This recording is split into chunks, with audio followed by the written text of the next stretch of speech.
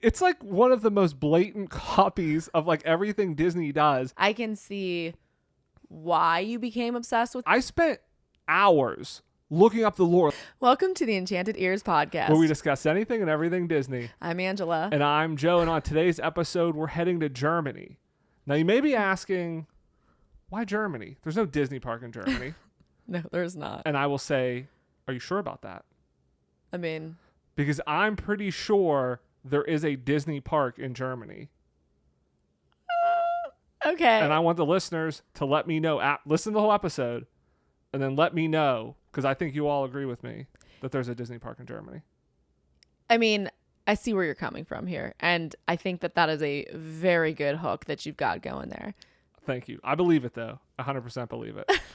But before we get into that, we're going to cover the Disney news of the week. So the not new, but the newly renovated Disneyland Hotel reopened at Disneyland Paris this past week. It's actually the resort's first 5-star hotel, which I didn't know because I thought like all of their hotels there are like very nice. I guess they're only 4 stars. I guess none of them were 5 stars. So this is the first 5-star hotel there, but it looks beautiful. I mean, we stayed at the Art of Marvel Hotel when we went to Disneyland Paris, and that was like just incredibly done. The artwork was beautiful, like just very high-end rooms. I mean, it's like a deluxe resort at like Walt Disney World, if you're familiar with deluxe, like on top of that. Like it's like the highest end. You're probably like Grand Floridian, Grand Californian type levels.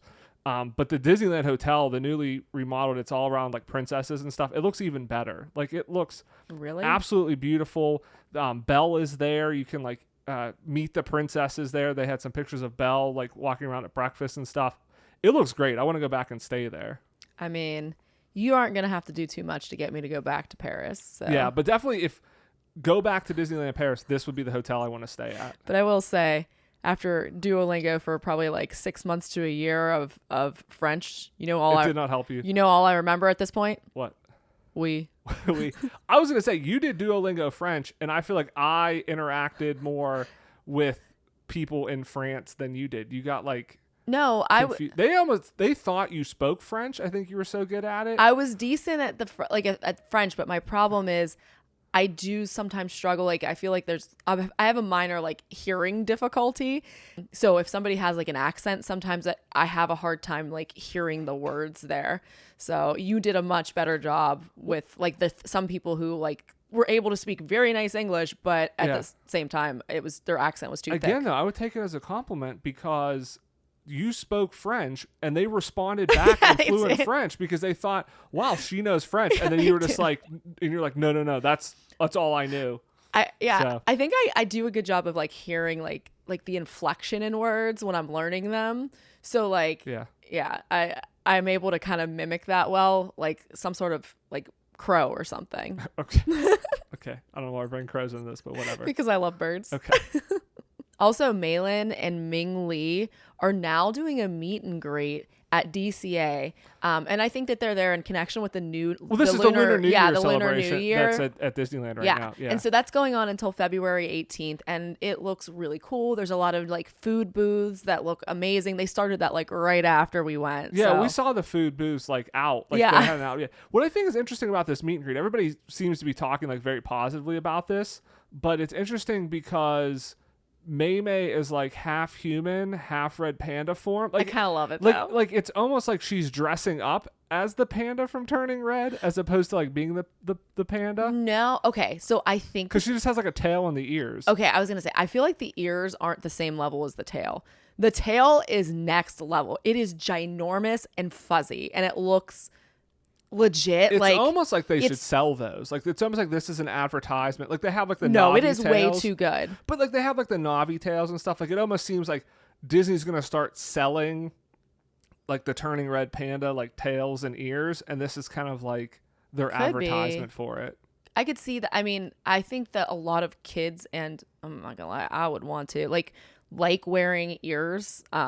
Like animal ears, like not just like Minnie Mouse ears. Like well, you have like I Simba had a ears girl in my class today wearing like little cat ears. And so I could see this being a large seller. No, I agree. I mean, they do this with like Simba and other characters. So it was just like an interesting choice because I don't think we've ever seen like They a have Sully's hybrid tail, character. I think, too. Yeah, they have some of those. But yeah, it was odd because again, it's like it's not the panda, and it's not just her. It's like this blend. It's like an in between. Yeah, but it's so cool. I feel like it's like kind of so you know who she is. Well, there is that scene in exactly. the movie where she like I think she's like isn't part she kind like of her in arm between? turns and stuff. Yeah, like so Yeah. it kind of fits in with that. So. Yeah, it does. And then sticking with Disneyland talked more about the Disneyland Forward project. So this is kind of like the expansion that they've talked about. They went in front of like the city of Anaheim again. And basically what they said is if this gets approved, so they basically need like zoning approval is kind of what's holding this up. They're committed to spend like $1.9 billion. Now that's over the next decade. So I think people like see that number and go, Disney's going to spend $2 billion. We're going to get so much. But over 10 years, that's only $200 million a year only. I mean, I know it's a lot of money. But when It's nothing. But like when Cosmic Rewind costs $300 or $400 million, yeah, that's that's it's like basically 2 1 rides. year. Yeah, so it's not a ton of stuff. But they talked more about this again. Some things they've talked about are a Frozen land, which they're putting in like every park now. It seems like a land based on Wakanda, Peter Pan. So it seems like basically what they've done in other parks. And I don't know if Wakanda and other places. They're talking about potentially coming at Disneyland. So. Cool. Disney's talked about this, I don't know, maybe 6 months or a year ago. They talked about like $60 billion in investment over the next decade, and that's across cruise ships and all their parks and stuff. So it's good to see that they're still talking about expanding Disneyland, but who knows what will come of this. It's more of the blue sky stuff. Yeah. So the one thing that I do feel like they have working in their favor is it does seem like part of the reason why the Disneyland races left Anaheim was they might have had some difficulty with the city of Anaheim themselves. And I feel like I got the sense when we were there that it was sort of like the relationship that they built with the new mayor, sort of. Yeah, I mean, I don't know. I don't know if that was it, me reading into it. Yeah, I mean, because I think some of it was whenever they were doing Galaxy's Edge, they had too much of the park closed under construction, so they couldn't do it. Then COVID happened. But then after that, yeah, I'm not sure if maybe... Because again, like we talked about in our recap, the half marathon basically takes place through the city of Anaheim. I feel like there was a guy... If you have issues getting like the road closures and stuff like that, it could be a problem. I feel like there was a guy next to us in the corral talking about it. So maybe that's part of the reason why I had that. But it's interesting. So yeah, we'll see ultimately what happens here. But I did see a lot of people running with this of like Disney's building a Frozen in Disneyland and a Wakanda land. It's like, to your point, it's blue sky. It's the same thing as, hey, they're building in Kanto where Big Thunder Mountain is. Like, they're just going to throw this stuff out just to get people excited. But we're who knows? We're going to put in Zootopia. Yeah, who knows what's actually going to... what actually is going to happen. Until they start building it, until it opens, like, you don't really know what's going to happen. Right. So. And then also, if you haven't seen Mickey and Minnie's new outfits for Lookout Key... you should check it out. Yeah, they're so this is bright green. They're beautiful. Yeah, so this is their new island in the Bahamas. And I joked on Instagram, like, I wish I got outfits as often as Mickey and Minnie do. Like, it seems like they're always coming out with new outfits. And I love, too, that, like, this, all we need to do is just show Mickey and Minnie in a new outfit and people go nuts over it. I feel like this is one of the few times... Okay, I know a lot of people are like, Minnie is, like, a fashionista. But I feel like Mickey's outfits are always equally as... good as hers. That's because she's dressing him. That's why. But I feel like Minnie's outfit far outshines Mickey in this case. Like, I think she looks so good. Yeah. And Mickey looks good, but she looks so good. So go over and check it out if you haven't seen it yet. It's awesome. Yeah, definitely. Just gets you more excited for the new ship. The treasure is going to be going to the new island, Lighthouse Point. So, just another reason to go there just to see Mickey and Minnie these new outfits. Yeah. Just get your picture hyped. taken. Yeah. All right, so let's jump into our main topic this week. So, like I teased at the beginning of the episode, this Disney park in Germany. And so it is not an official Disney park, but we are talking about Europa Park. And it is located in Rust, Germany.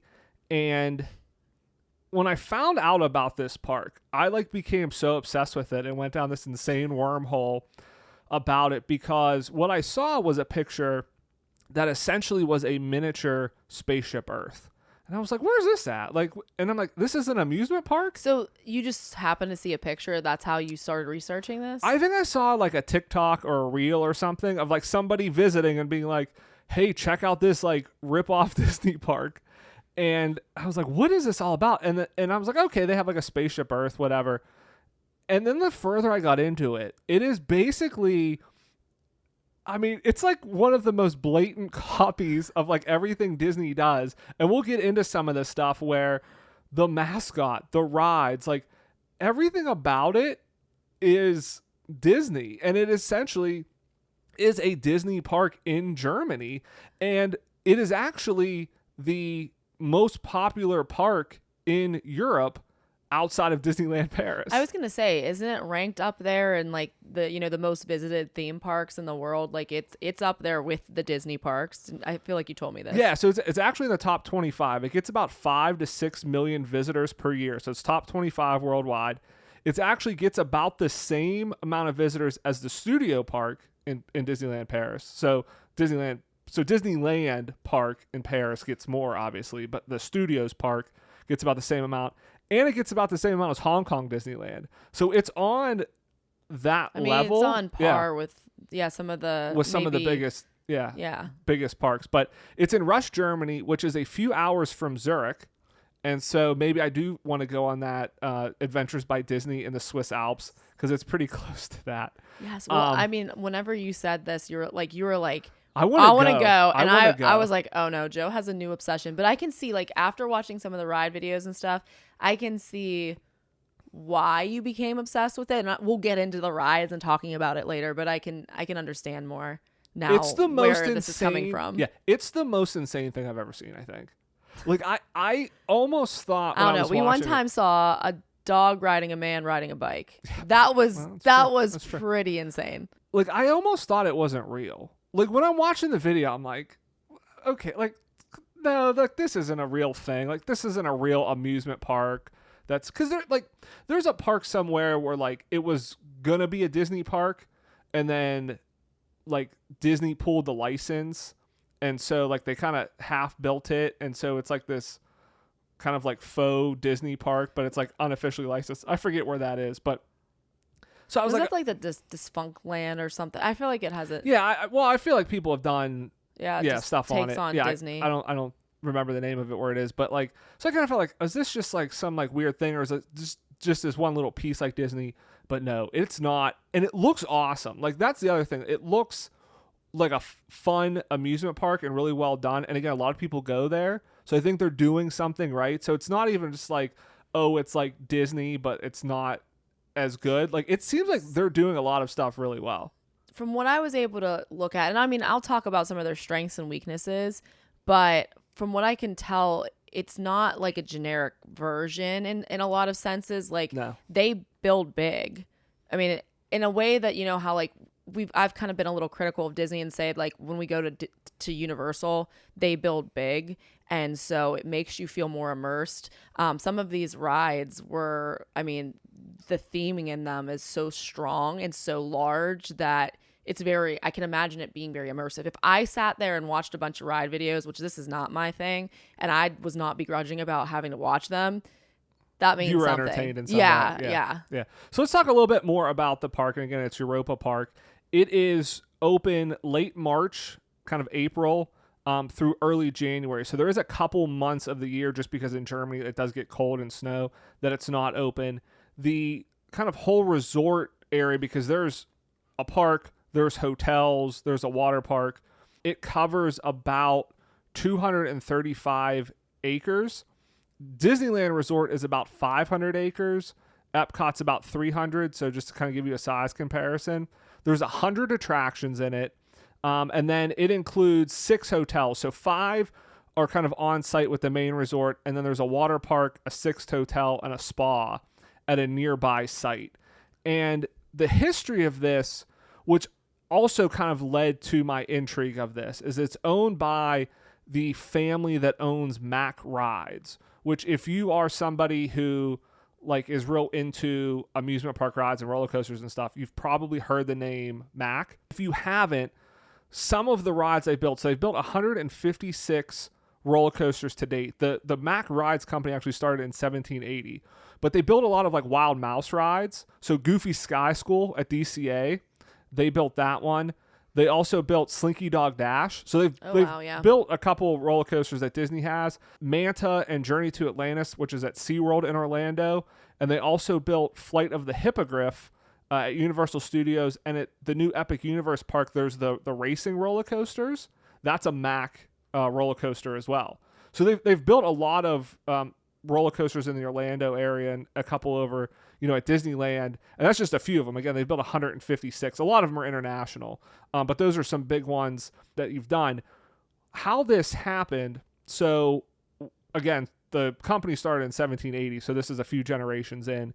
But Roland Mack came to the U.S. in 1972, which, if you know anything about Disney history, Magic Kingdom opened in 1971. Now, I looked up. I could not find anywhere that said he went to Disney World or Disneyland, but I find it interesting that a year after Disney World opens, he goes to America and he comes back and he says, we need to start an amusement park. And then he makes an amusement park that basically then copies everything Disney does. So I could not find anywhere that he was at Disney, but it seems very coincidental. It is very interesting because nowadays it's very tempting to be like, oh, well, he just looked it up. No, the internet did not exist. Yeah. Like, he would have probably had to have gone, or at least he knew of someone that knew enough about it that could explain it to him. But I feel like he had to go. Like, let's just picture that he went, because otherwise, in my mind, yeah, he had to. Yeah, I feel like that you can't quite understand the grandeur of Disney unless you've been there. And I'm sure, it wasn't the same level as it is now. But at the same time, in 1972, the level of grandeur was appropriate for the time. Yeah, and I think in his mind, like, it made sense because, again, the family business was building attractions for amusement parks and for theme parks. By the way, what a cool family business. I know, right? Yeah, you just design rides all day. And they have, there's a YouTube channel where they have, they'll show off their prototypes. Like, apparently there was a rumor I was telling you about recently that Universal Studios is looking at a Legend of Zelda attraction. Oh, man, I hope so. And they're, the rumor is that they're going to use this, Zelda, it makes the weirdest noises, the Zelda game. But apparently the rumor is they're going to use this new ride system that's like a boat ride that can then go into it's like on a roller coaster track that can then go on a roller coaster. But it's made by Mack Rides, and there's a video of it on their YouTube channel. You can see it. It looks pretty cool. I was going to say, it's like one of the rides that they have. I'm sure that they will doll it up, but they have a ride that is somewhat a roller coaster that is a boat ride. Yeah, I think this is like a next generation of it. Yeah. Because it's on a track, and you can actually then like they show some examples where you're in the water and then a sea monster comes out, and so the boat stops and eats you. That would be awesome. Well, yeah, that's maybe coming. But the monster comes out, and actually then the car can back up because you can retreat from it and then move forward because it's on a track. So you can do a lot of cool stuff with it. But again, so they built this stuff. So I think, in his mind, it's like, hey, let's build our own park so that we can showcase what we're building and then try to sell people on it. So it makes sense, hey, amusement parks are becoming a big thing. Theme parks are becoming a big thing. Let's get into this. It kind of, is there's some synergies here, corporate synergies. So I kind of see where they're coming from. Yeah, I agree. And I mean, I feel like if you make a nice ride for somebody else, then you can just be like, that was a pretty cool ride that we designed there. We changed it a little bit. I mean, is there copywriting on roller coasters? Well, I'd have to imagine they would own the copyright to the ride system. Either if they developed it, they either have a patent or a copyright on it. I think it's more patents. Yeah. I have no idea. You can't do the IP and stuff is copywritten, but the ride mechanics are there. So they opened in July 12th of 1975. So 3 years after his trip to the United States. They had 250,000 visitors that first year. So kind of in half a year. And I looked up, I was like, is that good? What did Disney do? Today's, that's not great if you get 250,000 visitors, in half a year. I was like, well, what did Disney do? So Magic Kingdom did 400,000 guests their first month. So it wasn't great by any means because it did less than what Magic Kingdom did in a month. But they didn't have the rapport that Walt Disney had. Exactly. They hit 1 million guests by their third year. And now, again, like we talked about, they're in the top 25. So they're doing well, but it was a little bit of a slower ramp up than, something like Disney, which had Disneyland, so people knew, to your point, it's a known property, when Walt Disney World opens. That's why 400,000 people went, Right. in the first month. All right, now getting into some of like the resort a little bit. So they have hotels. All the hotels are 4-star hotels, and I'm going to let you read the names because they are, I don't do well with pronunciations, and these are like foreign names. But they're all like super well themed high-end hotels. I looked at prices. They are very expensive. So again, these are like, I mean, it's 4-star, it's deluxe. So if you're going to go, especially during the busy time, I mean, you are going to spend a decent chunk of money to stay on site. But some of these have some pretty cool themes to them. Yeah. So there is Kronosar, which is a museum hotel. So it on their website, it said it invites you into a natural history museum and lets you walk in the footsteps of famous adventurers. So that sounds like very exciting. And it is next to the water park. Yeah, this one probably looks the coolest. Well, I always say that, and I remember there's another one a little bit later on this list that I actually think might be the coolest. But yeah, this one is definitely one of like the higher end ones in terms of like design and aesthetic, at least on the outside. I will say a lot of the rooms look somewhat basic. Like the rooms maybe aren't as super themed as like the outside of the hotel on a lot of these. But yeah, like this one, like the hotel design and stuff is probably one of the top ones. Yeah. And then the next one, really hard pronunciation here, is Bell Rock. Yeah, I got that one. So this one's a New England themed hotel. And Hence the pronunciation. Interestingly, this one has a 2-star Michelin restaurant. So Angela, your dream has always been to eat at a Michelin restaurant. It is one of them. I don't really like high-end food, but I still want to go. But we can check this off the list if we go visit the park. I feel like it has to be a Gordon Ramsay restaurant because I have such an affinity for the Gordon Ramsay. Yeah. But yeah, this one's a 2-star Michelin restaurant. It is Amylite? Yeah, good job. The Lighthouse restaurant, and it's in the Bell Rock New England Hotel. I always think it's really funny though when you see these like Michelin star restaurants, they have these giant plates and then there's like a mouthful of food on them. It looks like it would feed a mouse. You don't go there to actually like eat. You don't go there to eat. You go there for like the experience and just to say I ate at a Michelin star restaurant. If I'm spending like $100 for a plate, I should not have to stop at McDonald's after or something. And it's very like different food choices. Like it's not things that like I feel like I would want to eat. I feel like there are a couple things that I would eat that are higher end. Like I would eat a scallop. I feel like it's more than that. I mean, it's like I feel like some of these places like rabbit, it's like rabbit and duck. Yeah, no, it's that sort of stuff. Yeah. No. I mean, it sounds cool. Maybe we'll have to give it a try, but I'd have to look at the menu first to make sure that I'd actually eat something on it. Yeah. All right, moving on. I think I can get this next one. It is Colosso, which is Colosseo. See, I thought I had it and I didn't. Colosseo. I can't read or pronounce words. So this one is Italian, and then there's a Santa Isabel, which is a Portugal themed hotel. So a lot of their stuff is like themed around countries around the park too.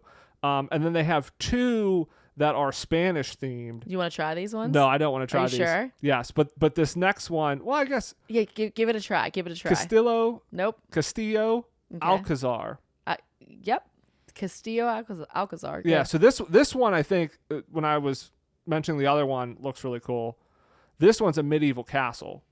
This one, I think, might be the coolest one. I think if I'm going to stay at any of them, it's either the medieval castle or the museum hotel, because those 2 look the coolest. So the last hotel that is Spanish theme is El Andaluz. So I was just like kind of thinking, if this place has 100 attractions, how many days do you think we could knock out that whole park? I mean, I think a couple days. I mean, like there's 100, but I think a lot of them are like probably not as impressive rides. Yeah, like there's I think a dozen roller coasters there, but a lot of stuff like Disney, like Magic Kingdom has 70 attractions, but it's like you have Dumbo, you have the Magic Carpets of Aladdin, and like one other one. That are like all the same. That's all the exact same. Well, the Astro Orbiters are pretty much the same. The Astro Orbiters. Yeah, that's the other one. So that are all the same. But I think you probably need a couple days in the park. You probably want a day at the water park, and the water park's mostly indoors, which is nice. The spa looks pretty nice. So I would think you'd want 3 or 4 days.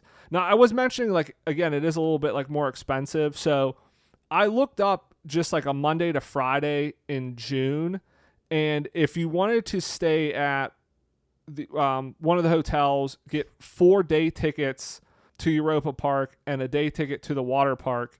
It was about $2,200 US. So you're basically staying 4 nights, 5 days, and going to a park every day, and it's $2,200. So, I mean, not awful, I mean, compared really to a strong endorsement there. No, I mean, because you figure if you stay at like Walt Disney World, I mean, you're going to pay a lot for tickets. I think what it is the park tickets are cheaper, because I looked at some of the hotels and they range for like 4 nights.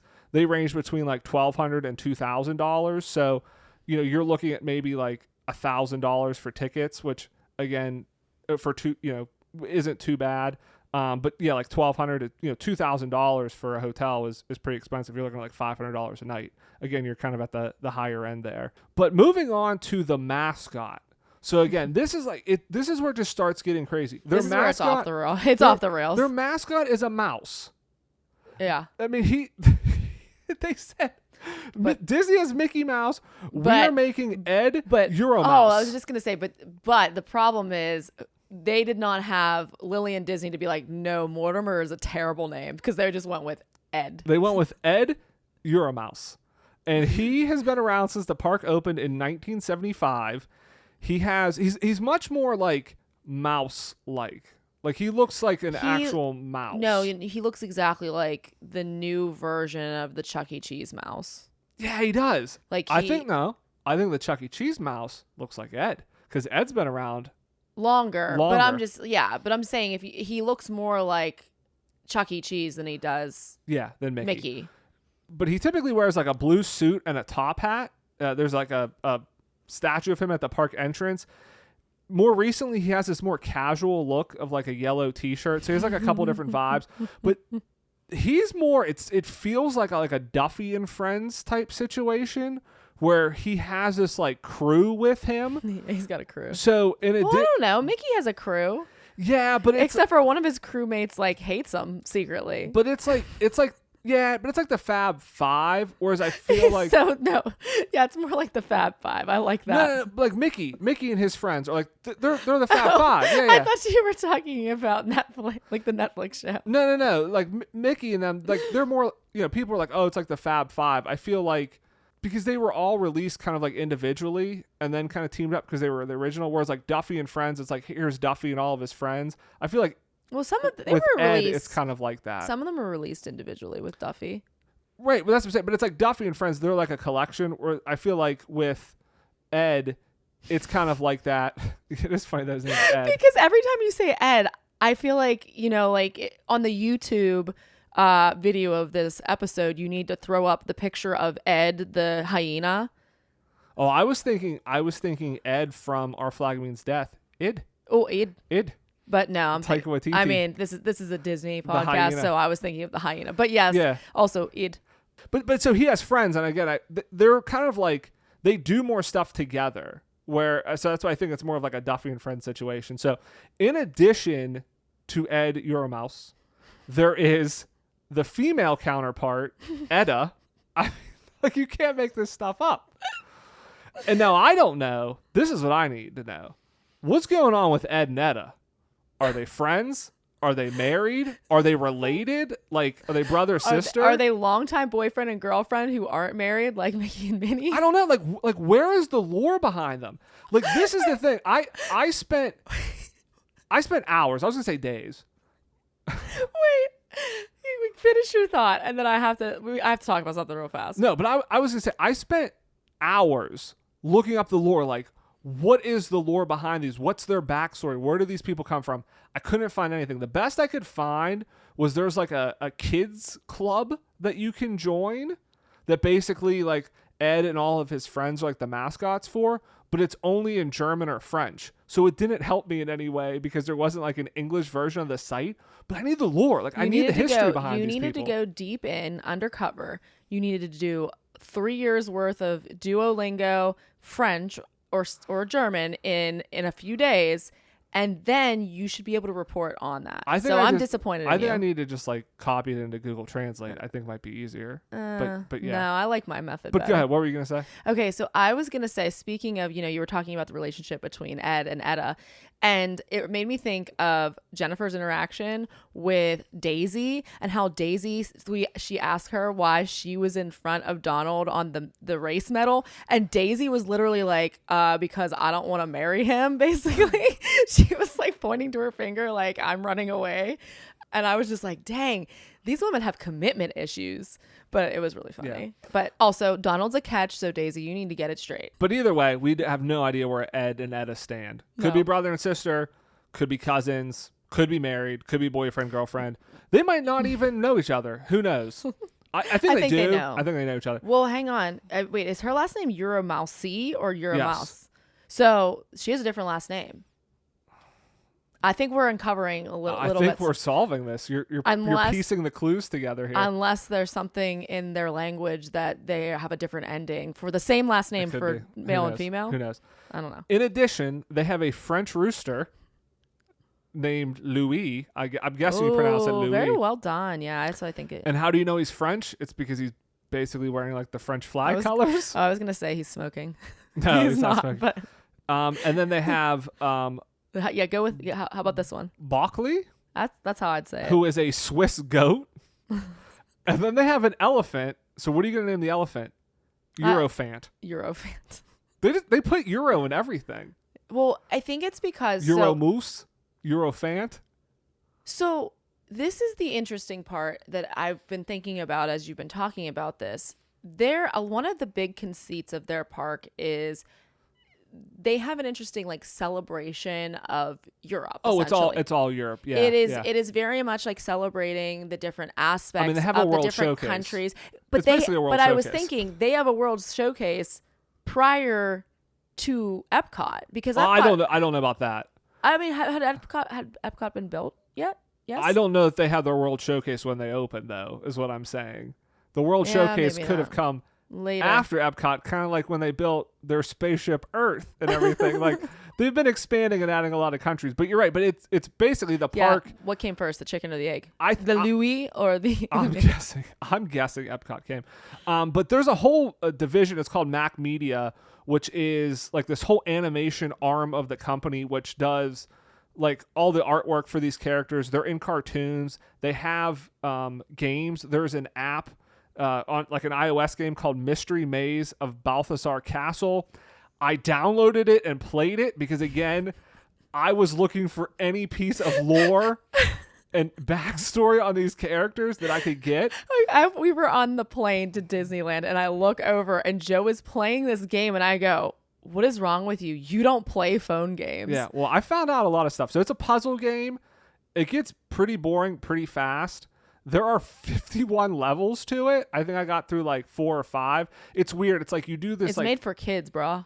You do like this like crane like thing where you have to like put blocks in a path so that Ed and all his friends can get across the path. And then it's like a maze where you have to get them out. They all have special powers. So what does the chicken have? Bockley, he can use a little pocket knife to fill holes with concrete, so why would he use his horns or something? No, he has to pick up a pocket knife. In his hooves? Does he have fingers in the game? I don't know. It's so tiny. Louis, the rooster, he has a shield, so he can protect you from like little arrows shooting at you. The elephant obviously uses his trunk to like put out fire, and then like Ed pulls levers, and I don't think Ed is in it. Probably not. I don't think she was. Maybe later in the game she shows up, but there's this like steampunk crow who has like captured you. He's called the Night Grabber. But basically that's what it is you do this crane mission, and then there's like a maze that you have to get everybody out of, and then it just keeps going. And there's 51 levels of that. But nothing happens. Like I didn't get any history on them. I wanted the backstory.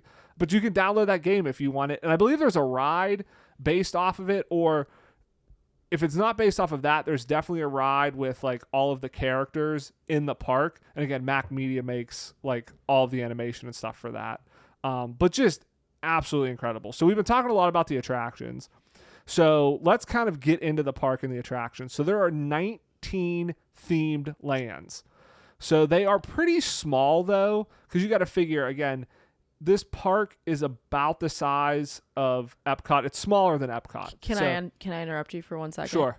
We did leave off the important fact that Ed does do character meet and greets. Oh, they all do character meet and greets. Yeah. But he does breakfasts. He drives a car around the park. He has a show in the Italian Quarter, and he says goodbye to the guests when He's they a very busy exit. guy. Yeah, he's like a very busy mouse.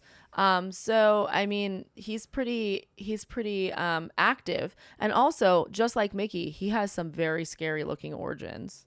Like if you find the early pictures of him, they're nightmare fuel. Yeah, they are. Okay, sorry. No, you're right, but they're all. But Ed, all of his friends, everybody's out there. Louis, the Eurofont, Etta, they're all out hanging out. The Eurofont. I like how you kind of added a little. Yeah, I made them French. I don't think the elephant's French though. But so there's 19 theme lands. So again, like some of these are pretty small, but they have. I mean, I kid you not, an adventure land. Where have you heard the term adventure land before, Angela? I don't know. I don't think I've ever heard of it before. Okay, exactly. They have a Grimm's fairy tale forest. Oh. They have Minimoy's Kingdom. So this is like a kids area. And then they have just a bunch of countries. So they have Germany area. They have an English area, French, Greek, Dutch, Irish, Icelandic, Italian, Liechtenstein, Luxembourg, Austrian, Portuguese, Russian, Swiss, Scandinavian, and Spanish. So again, to your point, kind of like a world showcase. But again, some of these are like pretty small areas. Yeah, I was going to say like Luxembourg and Liechtenstein are two countries that I don't think most people think about on the regular basis. Oh, I want to go to Luxembourg though. Because Luxembourg has a restaurant called the Food Loop Restaurant that delivers your food on a roller coaster. That's almost as good as the as like the lift that they had in Australia in the so airport. Much better. You got to look up videos of this. It comes out and it does a roller coaster through the whole restaurant and brings you your food in a bag. I don't know if your food is any good if it's spilled out everywhere, but I don't care. It comes on a roller coaster. That is Luxembourg's claim to fame in Europa Park. And I'm all here for it. So here's my question: why is it Luxembourg? Is that anybody? Is that a thing? Do in we Luxembourg? have listeners in Luxembourg? Can you tell me? Do you just have roller coaster food yeah? restaurants? Do you have roller coaster food restaurants? Does all of the food in Luxembourg get delivered via roller coaster? Is that like their DoorDash? Yeah. Oh my gosh, their that would be DoorDash amazing. is just a roller coaster. Yeah, like Amazon comes, but instead of that, it's a tiny train. Yeah. I would love this. All right, we're gonna play a fun game, Angela. Okay. Okay. We're going to play a game where I describe rides to you. And you tell me if you think they are Disney rides or Europa Park rides. Okay? Is both an answer? The ones I'm describing to you. You have to tell me what you think they are, okay? Okay. And our listeners and our viewers on YouTube, feel free to play along, see how many you get right. Okay, so I'm going to describe some things to you. Sleeping Beauty Castle, Rapunzel, Cinderella. Do you think those are things that you see in Europa Park or in a Disney park? This is a trick question. I feel like, aren't they all Grimm's fairy tales? And didn't you tell me that they have a Grimm's land? Okay. I feel like it's a both. You're right. It technically is both, but I'm talking about Europa Park. So there you can see Rapunzel, you can see Cinderella, and they have a Sleeping Beauty castle. You can't make this stuff up. It gets better and better as time goes on here. What does their castle look like? Nowhere near. It's very small. So yeah. Wait. Isn't Sleeping Beauty Castle small? No, but smaller? it is in this Grimm's fairy tale forest, which again kind of seems more of like a kids area. Okay. Like Rapunzel and Cinderella, from what I could tell, they're just like statues. It's not even like a meet and greet thing. Like it seems like this is just kind of like a forest where they have... Or Ed Euromaus stole their souls and they turned in... Whoa, is that some stuff that Ed does? I think we should build the lore. You know what? We should. The lore's not out there. We're going to fill fill Medusa. the gap. He's like Medusa. You look at him and he turns you to stone. And those were actual We need to start our Ed fan fiction and then have Europa Park send cease and desist letters. At least they'll know who we are, though. We need to start filling the lore from Ed. But it seems no, maybe it'll just inspire them to write stuff so that we know, like I'm in sure English. it's out there. can't find couldn't find it. Yeah. But yeah, it seems like it's just like very just like small little like vignettes of stuff. Yeah, So okay. yeah, it's not anything like $2,000 or anything like that. Okay. All right. So now I'm going to start describing things to you. So it's a flying theater attraction which has guests suspended in the air as they traverse some of Europe's most famous landmarks. Well, until you said Europe's, I was going to say that's Soarin'. So I'm going to. Soarin' goes through some of Europe's most famous But landmarks. it does some, but it goes more worldwide. So I'm going to go. I said some of Europe's most famous landmarks, though. I didn't say exclusively. I said some. All right, I'll say Disney. No, it is Europa Park. So this is Voltarium is the name of this. It's a flying theater attraction. Oh, because Voltaire was into flying machines. Sure, but it takes you. It is basically Soarin'. There you go. But that's Or the I description made that of it. up. I have no idea. No, that's the description of it. All right. So far it's all been Europa Park. So the next one is a boat ride as you accompany pirates on a journey to find lost treasure. That is Europa Park. Why do you think that? Why is it not Disney? Well, Is there not a boat ride where you accompany pirates? well, I feel like to you get left treasure? out the undead part because Disney. But maybe I'm just not being that specific. Well, I also watched a ride video where I know that they have a It pirates is ride. 100% Europa Park. So they have a Pirates in Batavia. The official kind of tagline of this is accompany Bartholomeus von Robinmond on his search for the mythical dagger of Batavia, the Fire Tiger. Legend has it that whoever owns the dagger of Batavia is invulnerable. No wonder then that not only Van Robinmond is after the dagger. Oh. Incredible. Where did you find this description at? On Europa Park's website. Mm. I'm telling you, I went deep.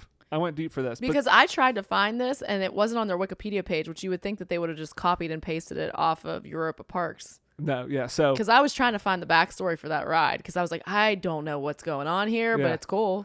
but they have a Pirates of the Caribbean ride, and I believe this is the one that caught fire. Like I think it Yes, caught it fire, caught fire in 2018, and they and rebuilt then in it. 2020 they rebuilt it. Yeah. And it shows because this ride is, speaking of fire, straight fire. Yeah, It we'll show if you're listening to this on just audio and you want to see some videos, you can look them up obviously, but we will show them on the YouTube version. So go to Enchanted Ears podcast on YouTube and we'll play some of the kind of the ride clips as we're talking about it. Yeah, but it is incredible. The speaking like this, whenever I said that some of the like the scenery and stuff is just humongous.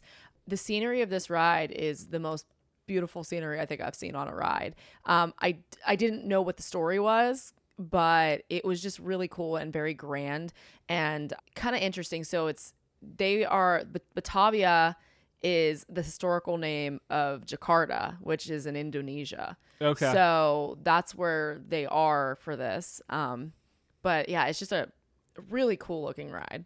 All right. But anyway, back to your game. We're not done yet. Back to your We're game. still going. There's more to play on this game. All right, a large geodesic sphere that houses an attraction that takes place mostly in the dark. Am I at Europa Park or am I at a Disney park? Well, I mean, I don't know. Didn't you mention Spaceship Earth? And they have some sort of like a copy? So I feel like the answer to this is Europa Park. I am at Europa Park. So they have a ride called the Eurostat Can, and that is in their Spaceship Earth kind of domed attraction. So it is like a mix of Spaceship Earth and Space Mountain because it's a roller coaster type ride within Spaceship Earth. There's like actual like scenes in it though. Like Space Mountain's obviously in the dark. Like Yeah. there's some scenes. So it's kind of more like Yeah, we have a ride video of this one too. yeah, it's kind of more like Rock and Roller Coaster or like Cosmic Rewind where like you're going past and it's kind of just like They're very like plywood. quick. Yeah, like They're very quick I wanted to and- call them cardboard, but they're not made out of cardboard. Yeah. But like you're just kind of going through some It's scenes. quick and they're like black lit. So Yeah. they have like bright paint on them. Yeah, but it's themed. The outside of it is like a replica of the Moulin Rouge in France. So that's why they're doing the can-can, because that's like the famous dance of the Moulin Rouge. So it's a less intense roller coaster, but basically the can-can is playing. So you go up and you spin down. And as you start going faster, the music's playing faster till you get to the end. It's pretty cool. So is the entrance to the ride Is the underneath the geodesic sphere? Yeah, so it is not. It's basically, it's not like Spaceship Earth where the ball is completely elevated and you can walk underneath it. It's basically like half of it. So like it's more of a dome. They're like, good enough. It's more of a dome than a sphere. So yeah, so like the entrance to the queue of the ride is the Moulin Rouge, and then the ride's in there. And again, the can music, as it starts speeding up, you start speeding up. Pretty cool. But we're at Europa Park. I want to go. I want to ride this. It's amazing. All right, next one. An Omnimover attraction traveling through a large haunted estate that includes a scene of ghosts at a dinner table. I'm going to say that this answer is Europa Park, but it's both. I was looking for Europa Park. Yes, we are at Europa Park. So they have an attraction. This is like the world's easiest game show. They have an attraction called Ghost Castle. The seats even look like doom buggies. I mean, they 100% it is look haunted like mansion. Doom buggies. The interesting thing about this is it is like, I don't know how to put it. Like, it's trying to be a little bit scarier than Haunted Mansion, but it's not. Like, there's a lot more like ghosts and stuff popping out, but it also feels like more well lit than Haunted Mansion. So to me, because we're getting a little bit ahead because we watched some ride videos, but to me this is a cluster. And, there's a lot going on this one. And they have like the dancing scene. They have a graveyard scene, but it's very small. But it's like an amalgamation of animatronic haunted house gags for me. Yes. So like it maybe translates better in person, but I doubt that. There's only one way to find out, and that's to go. It's the only way to find. I want to ride it. I want to ride everything there. This one does not, to me, feel grand. This one to me feels very thrown together. Yeah, it doesn't look like it would maybe be great, but nonetheless, now that I know it exists, I have to ride it. I have to ride all of these. Like, I want to ride the can ride so many times because I can. All right, this is our last one here. Let's see if you can get this correct. It's a tough one.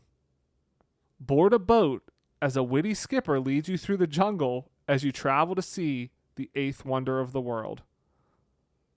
I'm going to go with Europa Park. Incorrect. It's Disney, but that's only because Europa Park closed their jungle raft ride. Oh, man. See, I thought I was being clever there. No, that one's Disney. So Europa Park had a jungle raft ride. There was no skipper to it. You got on a boat, you went through it.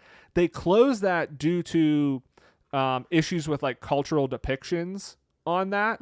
so they decided like Jungle Cruise.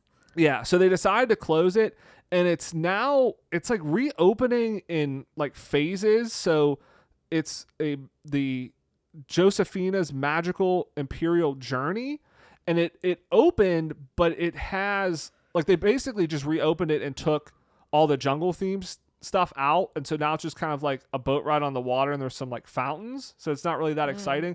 But I believe the plan is to like redo all the ride, and that's going to be coming out like in another year or two. Well, I hope they redo it like they did the pirate one. Yeah, so you would have been correct. It would have been Europa Park, but it's Disney because Europa Park closed the ride. So yeah, most of the stuff, again, there's a Pirates ride, there's a Haunted Mansion ride, there's a ride in a sphere, there was a Jungle Cruise ride, there's a mouse as a mascot. Like, it's just he does meet and greets. It's insane. Some additional rides, like I said, they have like roller coasters and some other stuff. A couple of the other rides that look pretty cool is there's a ride called Whale Adventures where you get to see the Northern Lights. It's in the Icelandic section, and it looks like really well detailed. It's not really anything like that exciting. It's just kind of like on the water. You can shoot water at targets, and then it ends with whales, and then you guessed it, the Northern Lights. because it's called Whale Adventures Northern Lights, and you kind of just like go through this cave and you see the Northern Lights. This is one I want to see in person. And this is one that I thought was interesting in that, like, so there are targets that you can hit. If Disney would have done this, they would have had a reason to have you shooting at some sort of a target. There would have been like, some sort of backstory to it. Right. Yeah. Some of the other rides, they have a Blue Fire Mega Coaster, which goes 0 to about 62 miles an hour in 2.5 seconds. Also in the Icelandic section. In Greece, they have Atlantis Adventures, which is a laser shooter ride. And they also have a Poseidon water coaster. So this is kind of the one that's like a roller coaster, goes into the water, kind of like that hybrid kind of ride mechanism there. Yeah. And again, with that Greece one, it's like, why are we in Atlantis shooting at things under the water? And then, like, unlike the whale watching ride, though, that one seemed kind of strange. I don't know if I was missing something because it was a video. Some of the elements didn't even seem interactive. Like, it seemed very difficult for the people who were trying to like hit some of the targets to even tell if they hit them, because they didn't really do anything when you did. But they did have a cool mixture of like screens and animatronics in that, and some of them were pretty big, so I liked that part. But that was cool. And then like with the Poseidon one, again, really like an interesting ride. Love the ride mechanisms for that. But I'm not entirely sure why the boat comes up out of the water. Like, is that like a Greek mythology overthink thing? it. Don't overthink it. It's amazing. It's all amazing. We're going to go. I already booked a trip. Not really. That'll be awesome. But I'm half serious because it is now on my list that I need to go visit this park at some point in the near future. I need to just experience it all for myself. It is amazing. So I feel like, yeah. I think it would be a blast to go and see this park, even if I'm going to sit there and pick the rides apart because they don't have clear backstories, they still look like they'd be fun rides. And again, Disney rides have backstories, but like they're not overt either. Maybe the backstories are there. We just don't know them yet. Well, that's kind of what I was thinking. I never knew Big Thunders, or exactly. I didn't realize you were like dead in if you watch a couple of the big rides. If you watch a ride video on the internet, you're not going to know what the Disney backstory is. We're going to learn it when we go. Ed will tell us. We're going to be best friends. Ed's going to tell us everything we need to know. So I leave it up to the listeners. Let us know. Head over to our Instagram, @Enchanted Podcast. If you're watching this on YouTube, let us know in the comments. Do you think there is a Disney park in Germany? Because I think there is. Europa Park is basically a Disney park. But that wraps up the show for this week. I want to thank everybody again for listening. If you've not done so, please leave us a rating or a review. Subscribe wherever you get your podcasts. It really helps, and we really appreciate it. Thanks for lending us your ears. Have a great week, everybody, and we'll see you here next Monday. Bye-bye.